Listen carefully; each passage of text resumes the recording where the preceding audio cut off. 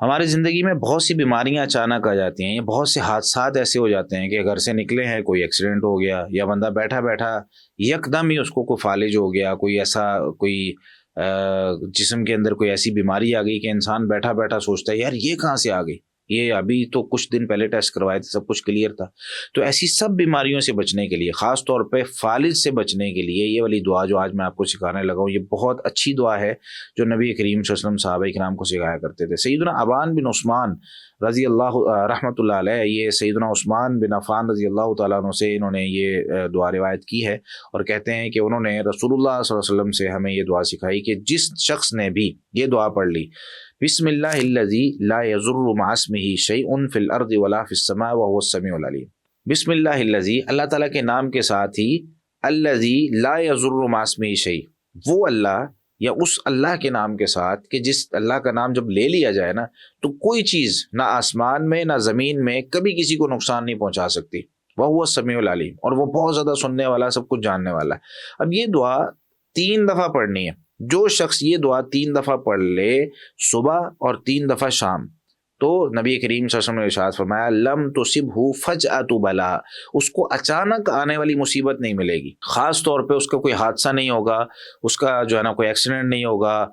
بیٹھا بیٹھا کوئی جو ہے نا وہ کوئی بیماری اس طرح کی نکل آتی ہے اچانک۔ تو اچانک والی مصیبتیں جو ہوتی ہیں نا انسان پر، یہ انسان کو کئی دفعہ بہت پریشان کرتی ہیں کہ یار سب کچھ ٹھیک چل رہا ہے، پھر اچانک جو ہے نا وہ کبھی بیٹا بیمار ہو گیا ہے، کبھی والدہ بیمار ہو گئی ہیں، کبھی جو ہے نا انسان خود کسی حادثے میں مبتلا ہو گیا ہے۔ تو ان چیزوں سے بچنے کے لیے یہ دعا صبح شام 3 دفعہ پڑھیں۔ تو نبی کریم صلی اللہ علیہ وسلم نے ارشاد فرمایا اگر صبح پڑھ لیں شام تک کوئی اچانک مصیبت نہیں آئے گی، شام کو پڑھ لیں صبح تک کوئی اچانک مصیبت نہیں آئے گی۔ اچھا، یہ دعا بیان کرنے والے نا سیدنا ابان بن عثمان رضی اللہ تعالیٰ عنہ، ان کو فالج کا اٹیک ہوا تھا، اور یہ ان کا ایک حصہ تھا جسم کا، وہ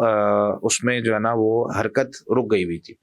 تو جب یہ اپنے شاگرد کو بیان کر رہے تھے تو شاگرد دیکھنے لگا کہ آپ ہمیں کہہ رہے ہیں کہ آپ کا جو ہے نا یہ اس طرح کے کوئی مرض نہیں آئیں گے اور یہ اس طرح کے معاملات نہیں آئیں گے۔ تو انہوں نے جب دیکھا نا کہ اس کا چہرے سے یہ چیز نمایاں ہو رہی ہے کہ یار یہ بندہ جو ہے نا وہ تھوڑا شاید نبی کریم صلی اللہ علیہ وسلم کی حدیث کے بارے میں تھوڑا شک میں چلا گیا، تو فوری طور پر کہنے لگے کہ اس میں یہ بات یاد رکھو، مالا کا تنظر الیہ، آپ میری طرف کیوں دیکھ رہے ہیں، آپ کو لگ رہا ہے کہ میں نے جو ہے نا وہ کوئی جھوٹ بولا ہے؟ نہیں، کہنے لگے کہ فواللہ ما کذبت علی عثمان ولا کذب عثمان علی نبی صلی اللہ علیہ وسلم، نہ عثمان رضی اللہ تعالیٰ نے نبی کریم صلی اللہ علیہ وسلم پر غلط بیانی کی ہے، نہ میں غلط بیانی کر رہا ہوں، ولکن الیوم الذی اصابنی فیہ ما اصابنی غضبت، لیکن جس دن مجھے فالج کا اٹیک ہوا نا اس دن میں بڑے غصے میں تھا، میں کچھ جو ہے نا وہ کام معاملات اس طرح کے کچھ ہو گئے تھے کہ مجھے غصہ آ گیا اور میں یہ دعا پڑھنا بھول گیا، فنسیت ان اقولھا، یہ دعا میں اس دن نہیں پڑھ سکا، تو جس دن میں نے دعا نہیں پڑھی اس دن جو ہے نا مجھے فالج کا اٹیک ہوا، اس کے علاوہ کبھی مجھے کوئی اچانک مصیبت نہیں آئی ہے، میری زندگی بڑی سکون سے گزر رہی تھی۔ لیکن ظاہر سی بات ہے کہ انسان جو ہے نا وہ کئی دفعہ چیزیں بھول جاتا ہے، تو جس دن بھولا ہوں اس دن یہ معاملہ ہوا ہے۔ تو ہم اگر اپنی زندگی میں سکون چاہتے ہیں، اگر اپنی زندگی میں اچانک آنے والی مصیبتوں سے بچنا چاہتے ہیں، اور بہت سے لوگ ہیں جن کی زندگیوں میں اچانک مصیبتیں آ جاتی ہیں، کبھی کوئی پیسے لے کے بھاگ جاتا ہے، کبھی کوئی ایکسیڈنٹ ہو جاتا ہے، کبھی جو ہے نا وہ گھر کے اندر کوئی ایسا حادثہ ہو گیا، کوئی جو ہے نا وہ جل گیا، کبھی کوئی ہو گیا، مطلب بہت سارے مسئلے ہیں۔ تو ان مسئلوں کو جو ہے نا وہ حل کرنے کے لیے ان دعاؤں کو اپنے روزمرہ کے اذکار میں شامل کریں، صبح شام یہ دعا جو ہے نا لازمی پڑھیں۔